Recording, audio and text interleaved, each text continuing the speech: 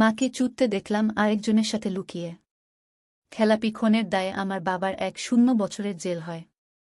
আমাদের বিষয় সম্পত্তি যা ছিল সবই ব্যাংক নিয়ে নেয়। মা ও আমি ভাড়া বাসায় এসে উঠি। সামান্য কিছু জমান টাকায় আমাদের খরচ চলছিল। মা তার এক বান্ধবীর কাছে হাত পাতে টাকার জন্য। বান্ধবী মাকে তার বাড়ির গৃহপরিচারিকার কাজ করার বিনিময়ে টাকা দিতে রাজি হয়। মা অগত্যা কাজ করতে রাজি হয়। মার মাসিক বেতন হবে 1000 টাকা। ঘর মোছা, কাপড় ধোয়া থেকে শুরু করে সব কাজই মাকে করতে হতো। তবে মার বান্ধবীটি ভালো ছিল। মাকে বেশি কাজের চাপ দিত না। বিকেলে মার ছুটি হয়ে যেত। মার ডাকনাম রেহানা। বান্ধবীর এক দেবরের বন্ধু কিছুদিনের জন্য বেড়াতে এল ওদের বাড়িতে। লোকটার বয়স বছর 20 হবে। এখনো বিয়ে থা করেনি। মাকে সে খুব পছন্দ করল। মার মতো মহিলা কেন গৃহপরিচারিকার কাজ করছে জেনে দুঃখিত হল। আমি তখন একটা কাজে শহরের বাইরে ছিলাম 2 দিনের জন্য। মার বান্ধবী ও তার স্বামী রাতে বাড়িতে ফিরবে না জানিয়ে দিল মাকে। তখন বাজে বেলা 1টা। মার রান্না বান্না হয়ে গিয়েছে। মা লোকটাকে বলল, আপনার খাবার টেবিলে দিয়ে রেখেছি, আমি আজকে চলে যাব। ওরা বোধহয় আজকে আসবে না। আরে বস না, দুপুরে একসাথে খাওয়া যাবে। তারপর না হয় একটু গল্প গুজব করলে আমার সাথে। আমি একা ব্যাচেলর মানুষ।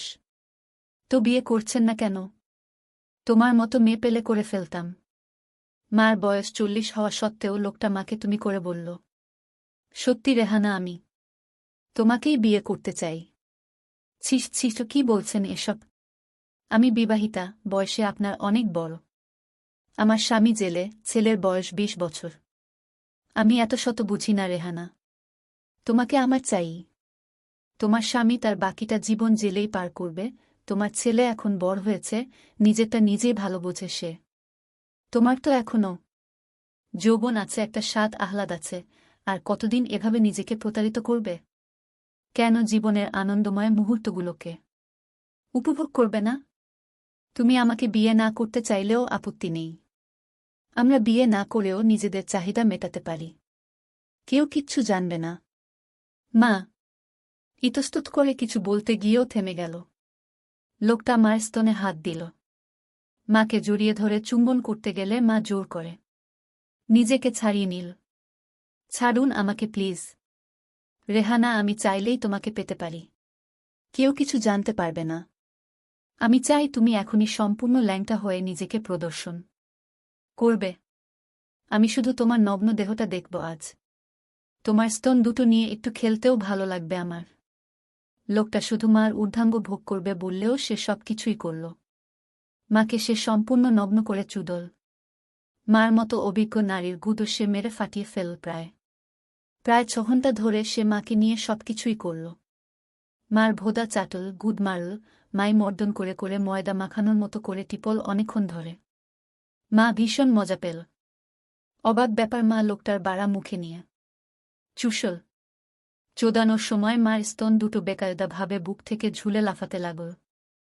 আরেকটা লক্ষণীয় বিষয় হল মার গুদ মারানোর কিমাকার শব্দ।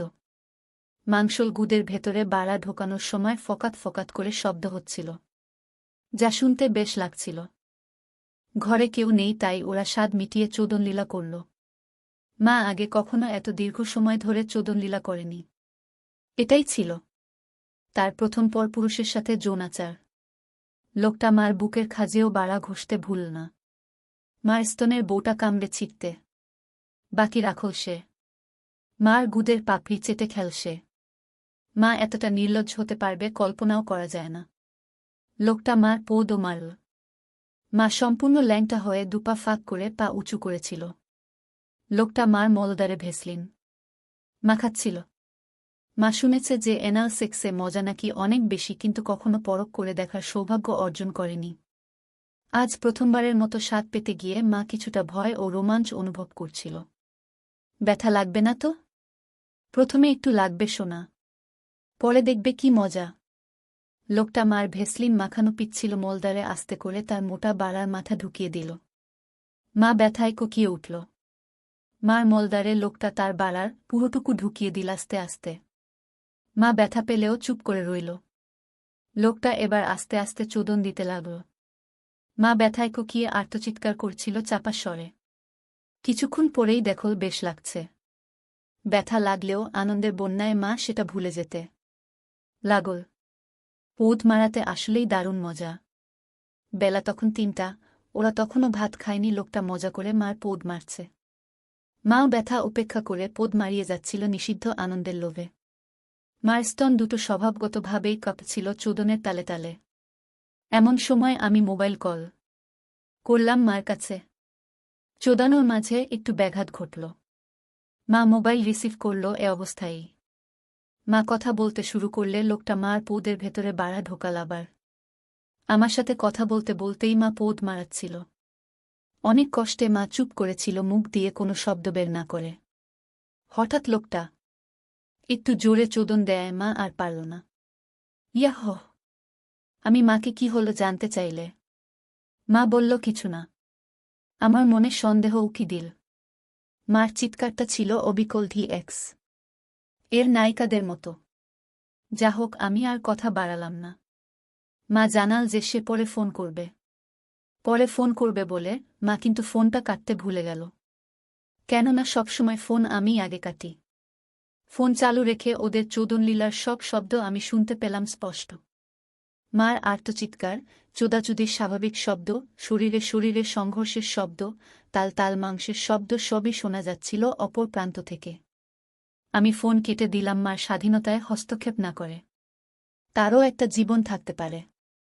যাই হোক, ওরা বিকেল পর্যন্ত একনাগাড়ে সেক্স করল। বিকেলে মা খাবার গরম করে দিল আবার। দুজনেই খুব ক্ষুধার্ত। ওরা গোগ্রাসে খেল। মাকে লোকটা ধন্যবাদ জানাল। মা সন্ধ্যার দিকে বাড়িতে ফিরল। মার যৌন স্বাধীনতায় আমি হস্তক্ষেপ করতাম না। বাবা জেলে, মারও তো একটা চাহিদা থাকতে পারে। কিন্তু মা ক্রমেই আরও সাহসী কাজের দিকে যেতে লাগল। আগে মা শুধু লোকটার সাথে করত নিয়মিত। এখন তার আরেক বন্ধুও মাকে করে মাঝে মাঝে। ওরা প্রায়ই মাকে একত্রে ত্রিশাম করে। দিনে দিনে মা বিকৃত যৌনাচারে অভ্যস্ত হয়ে উঠতে লাগল। তবে এই দুজনের মাঝেই আপাতত মার অবৈধ যৌন সম্পর্ক সীমাবদ্ধ রইল। প্রায় দিনই সকাল। ওদের বাসায় যখন কেউ থাকে না তখন ওরা দুজনে মিলে মাকে নগ্ন করে উপভোগ করে। মা ওদের সব আবদার পূরণ করত। আরও নতুন নতুন ভিডিও পেতে চ্যানেলটিকে সাবস্ক্রাইব করুন এবং পাশ থেকে বল আইকনটিকে চাপুন এবং লাইক ও কমেন্ট করুন।